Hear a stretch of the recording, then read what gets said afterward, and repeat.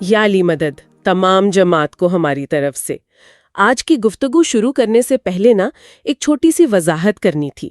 ہمیں پتا چلا ہے کہ کچھ اور چینلز بھی بن گئے ہیں اسماعیلی ایسنس یا اسی طرح کے ناموں سے، تو بس یہ صاف کرنا تھا کہ ان سے ہمارا کوئی تعلق نہیں ہے۔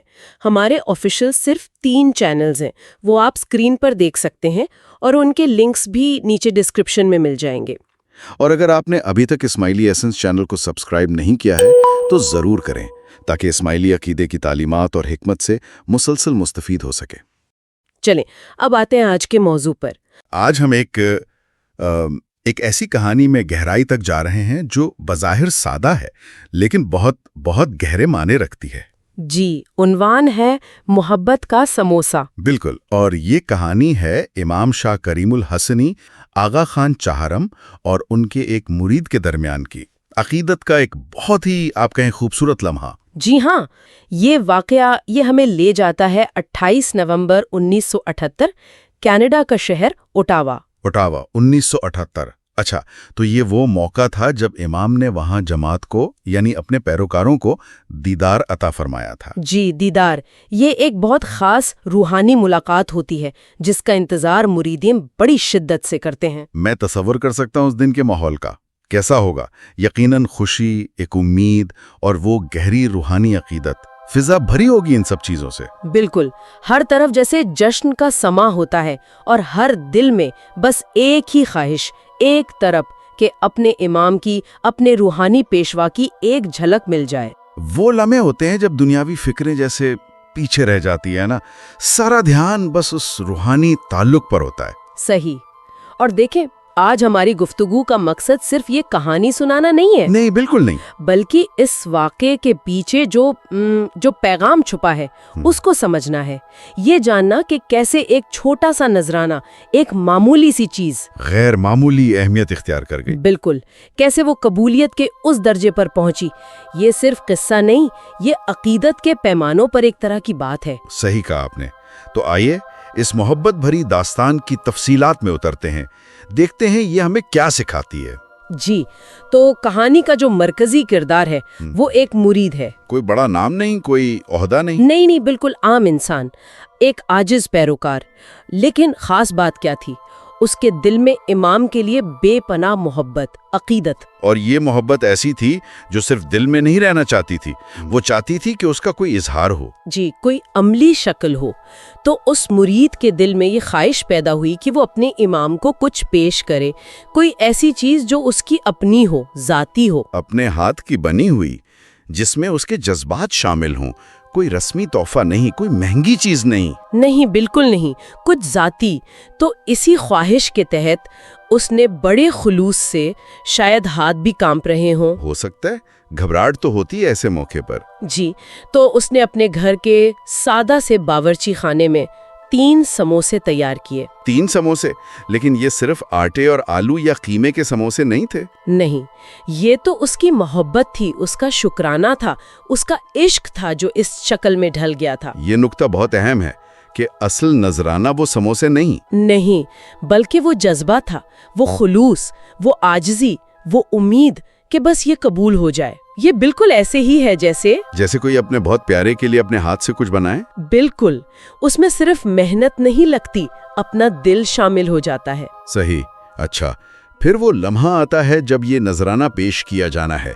دیدار شروع ہونے سے، مطلب امام کی ملاقات شروع ہونے سے کچھ دیر پہلے۔ جی، وہ مرید جلدی سے جماعت خانے پہنچا جو ان کی عبادت گاہ اور ملاقات کی جگہ ہے، اور وہاں اس نے وہ 3 سموسے کسی طرح اندر بھجوائے۔ ہاں، اندر بھجوائے، مگر صرف سموسے نہیں بھیجے، ساتھ میں ایک دعا بھی تھی، دل کی گہرائیوں سے نکلی ہوئی ایک التجا۔ کیا دعا تھی؟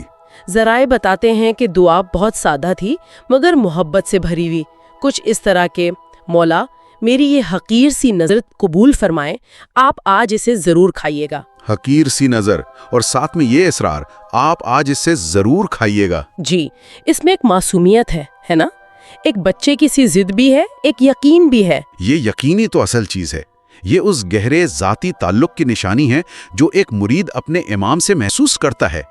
خود کو حقیر کہہ رہا ہے مگر محبت کا دعویٰ اتنا بڑا ہے۔ بالکل۔ اچھا، اب منظر بدلتا ہے۔ ٹھیک ہے۔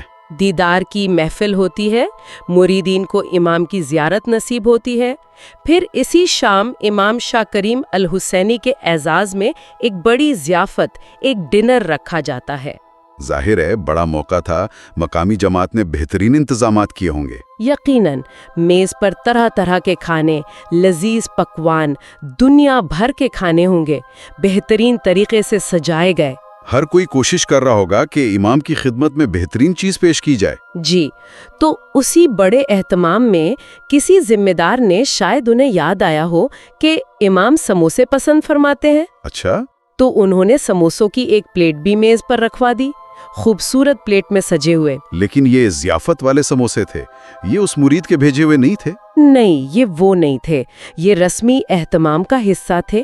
یقیناً یہ بھی محبت اور احترام سے رکھے گئے ہوں گے، مگر ان کا پس منظر، ان کا کانٹیکسٹ بالکل مختلف تھا. صحیح، وہ ایک فرد کی ذاتی عاجزانہ پیشکش تھی اور یہ ایک اجتماعی رسمی اہتمام تھا. بالکل. تو جب کھانا پیش کیا گیا، امام میز پر تشریف لائے. انہوں نے سب کچھ دیکھا، نرمی سے مسکرائے.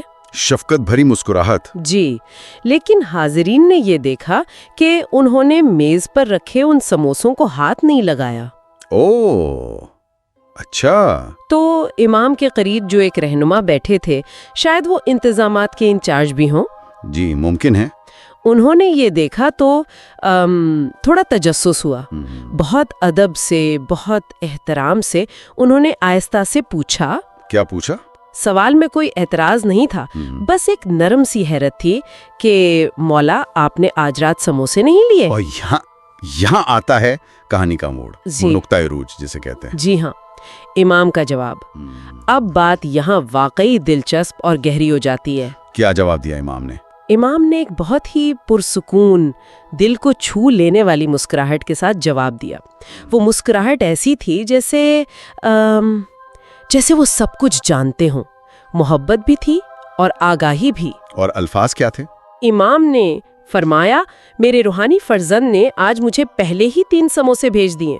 میں نے وہ کھا لیے ہیں اور وہ کافی ہیں. میرے روحانی فرزند؟ جی، یعنی وہ عام مرید جس کا نام تک شاید کسی کو معلوم نہ ہو، امام کی نظر میں وہ روحانی فرزند تھا.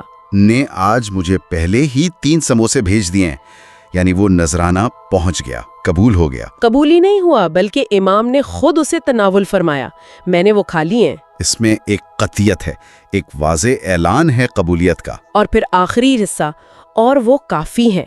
یہ الفاظ، ان میں بہت وزن ہے. وہ کافی ہیں، اس کا کیا مطلب ہوا؟ اس میں صرف یہ نہیں کہ پیٹ بھر گیا ہے، اس میں ایک طرح کی تکمیل ہے، ایک اطمینان ہے. گویا وہ 3 سموسے جو خالص محبت سے آئے تھے، وہ اس پوری ضیافت کے تکلفات پر بھاری پڑ گئے. یہ جواب سن کر تو جو لوگ وہاں موجود تھے، خاص طور پر جو انتظامات میں شامل تھے، ان پر تو ایک دم سے بات کھل گئی ہوگی.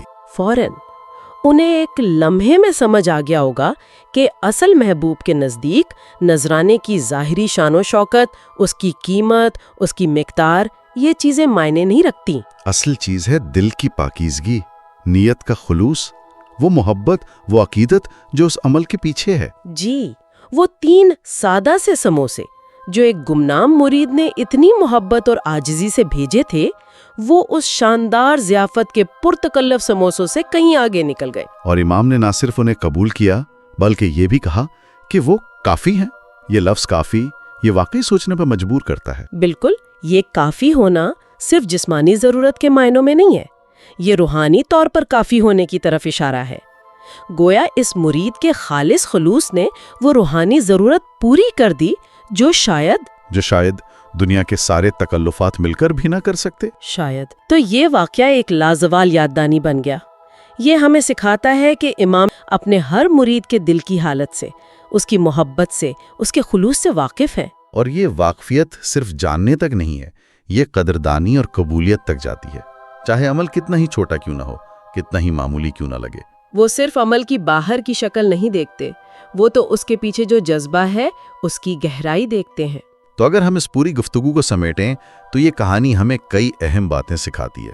ہم اکثر چیزوں کی ظاہری قیمت سے متاثر ہو جاتے ہیں. جی ہاں، کسی کا مہنگا تحفہ شاید زیادہ اچھا لگے بجائے کسی کی سادہ سی مگر دل سے دی ہوئی چیز کے۔ یہ کہانی ہمیں اپنی ترجیحات پر، اپنی سوچ پر نظر ثانی کی دعوت دیتی ہے۔ بالکل، یہ یاد دلاتی ہے کہ اصل قدر کا پیمانہ کیا ہونا چاہیے۔ کیا وہ باہر کی چمک دمک ہے یا وہ اندر کی سچائی، وہ خلوص جو کسی بھی عمل یا رشتے میں جان ڈالتا ہے؟ یہ سوال تو زندگی کے ہر پہلو میں رہنمائی دے سکتا ہے، ہمارے کام میں، عبادات میں، تعلقات میں۔ یقیناً۔ تو اس سب کا کیا مطلب ہے؟ خلاصہ کیا ہے؟ یہی کہ ہمیں اپنے اعمال کے پیچھے اپنی نیتوں کو دیکھتے رہنا چاہیے، پرکھتے رہنا چاہیے۔ کیا ہم جو کر رہے ہیں وہ دکھاوے کے لیے ہے، دنیاوی فائدے کے لیے ہے، یا خالص محبت، خلوص اور خدمت کے جذبے سے ہے؟ محبت کا سموسہ ہمیں بتاتا ہے کہ انتخاب کون سا زیادہ قیمتی ہے۔ اور ایک اور بات بھی، ہمیں دوسروں کے اعمال کو جانچتے ہوئے بھی یہی اصول یاد رکھنا چاہیے، کسی کے چھوٹے سے عمل کو حقیر نہیں سمجھنا چاہیے۔ صحیح، کیا پتا اس کے پیچھے کتنا خلوص ہو، کتنی محبت ہو جو بڑے بڑے کاموں میں بھی نہ ملے۔ جی، یہ کہانی ہمیں عاجزی بھی سکھاتی ہے اور دوسروں کی قدر کرنا بھی۔ یہ واقعی ایک بہت جامع سبق ہے۔